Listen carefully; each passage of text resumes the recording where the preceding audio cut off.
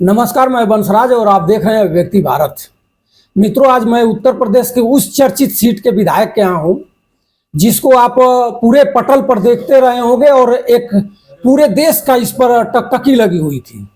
पूरा देश हमेशा 24 घंटा मोबाइल से और नेट पर और टीवी टेलीविजन पर देखता रहा कि सुधाकर सिंह, मैं आज उन्हीं सुधाकर सिंह जी का नाम ले रहा हूं जो कि अपने जिंदगी में पूरे मऊ पूरे देश के लिए और पूरे उत्तर प्रदेश के लिए हर गरीब मजलूम लोगों के लिए एक फाल हमेशा 24 घंटा अपने घर के दरवाजे से एक फाल दो फाल आगे चलने का काम किया। आज विधायक जी हमारे साथ हैं और विधायक जी विधानसभा में इतने तेजी से वायरल हुए और इतने जमकर चले कि आज इनके सर पर ताज बध गया। आज हम लोकसभा घोसी का बात कर रहा हूं और घोसी में राजू राय एक अच्छा चेहरा है, समाजवादी पार्टी के टिकट से चुनाव लड़ रहे हैं, लेकिन पूरे घोसी लोकसभा में जाने के बाद, किसी भी गांव में जाने के बाद, अगर चर्चा करने के बाद और चुनावी पटल को आपके सामने रखने के बाद अगर नाम लिया जा रहा है तो सबसे पहले सुधाकर सिंह विधायक जी का नाम आ रहा है। क्यों, मैं जानना चाहूंगा। विधायक जी का स्वागत है आप हमारे चैनल में। आपका धन्यवाद। विधायक जी, आप तो इतना चर्चित हो गए हैं कि लोकसभा राजू राय के नाम से पहले लोग बता रहे हैं कि एक नारा था आपका, सुधाकर जी सुधार देंगे, और इसी को कहकर ही लोग आगे बढ़ रहे हैं। क्या बात है इसका मतलब? यह पूरे देश के पार्लियामेंट का चुनाव हो रहा है जी, और उसी के तहत घोसी लोकसभा का भी चुनाव हो रहा है जी।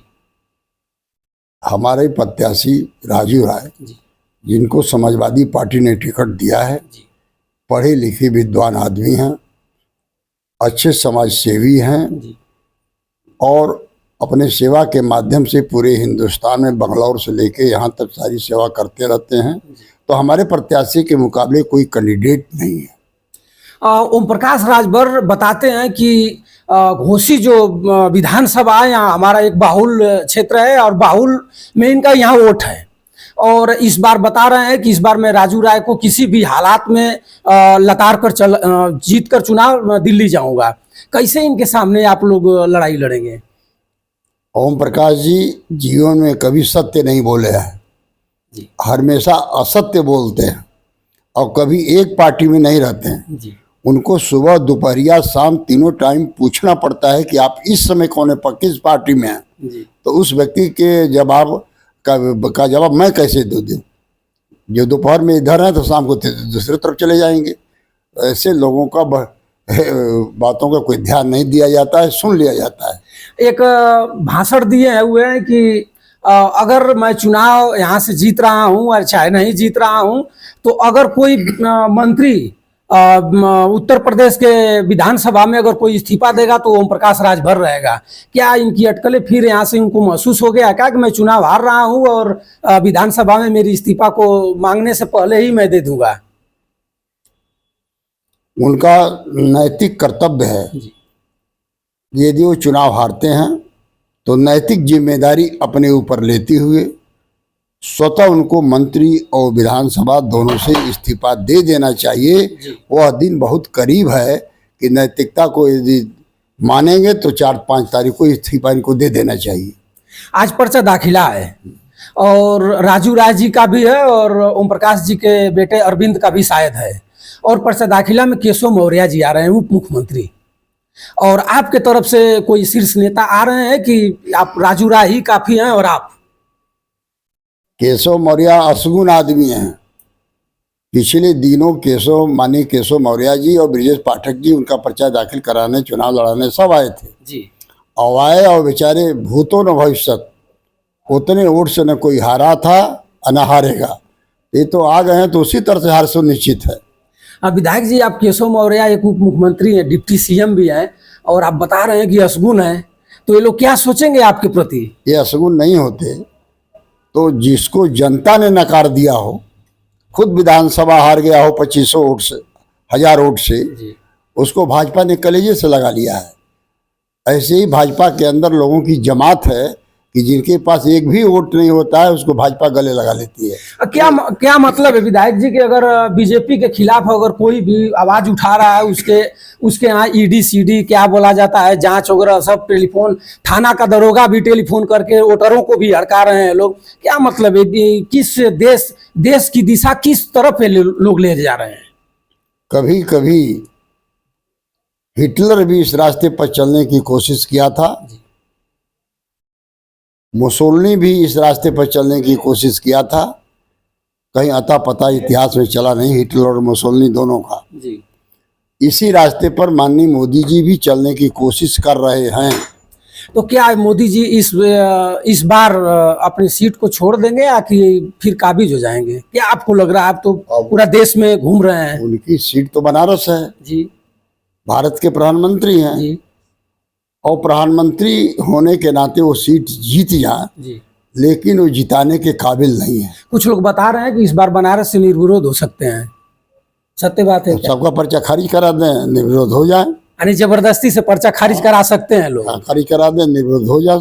लोकतंत्र कहाँ जाएगा सर जी? लोकतंत्र यह सदियों हिंदुस्तान गुलाम रहा है। जी, कभी भूरों का गुलाम रहा, कभी आर्यों का गुलाम रहा, जी, कभी आर्यों का गुलाम रहा, कभी पुर्तगालियों का गुलाम रहा, कभी अंग्रेजों का गुलाम रहा, लेकिन हर गुलामी के बाद आज़ादी मिली है। यदि ऐसा करने की कोशिश करेंगे तो इंदिरा स्वर्गीय 75 में भी आज़ादी छीनी गई थी, वापस हो गई 19 महीने के बाद। इनसे छीन हम लोग लड़ने के लिए तैयार हैं। इसको फिर ये गुलाम में करना भारत को इनके मान की चीज़ नहीं। अब मित्रों, विधायक जी ने बताया कि हम लोग निगोटा कस कर तैयार हैं और इस अंग्रेजों से हम लोग लड़ने के लिए तैयार हैं। हमारे माता पिता और पूर्वजों ने अंग्रेजों से लड़ा और हम लोग इनसे लड़ेंगे और गुलाम को आजाद दिलवाएंगे और कुर्सी से इनको बेदखल करेंगे।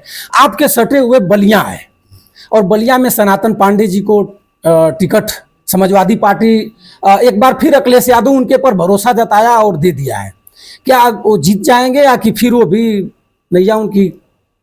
पररौना, देवरिया, सलेमपुर, बलिया, गाजीपुर, आजमगढ़, मऊ, ये सारी सीटें समाजवादी पार्टी जीत रही है। कैसे बता रहे हैं? कुछ लोग तो गाजीपुर को बता रहे हैं कि वो अपराधी हैं, जमीन हड़पते हैं, उनका पर्चा खारिज हो जाएगा, जेल चले जाएंगे, और बता रहे हैं कि गाजीपुर भी जीत रहे हैं हम।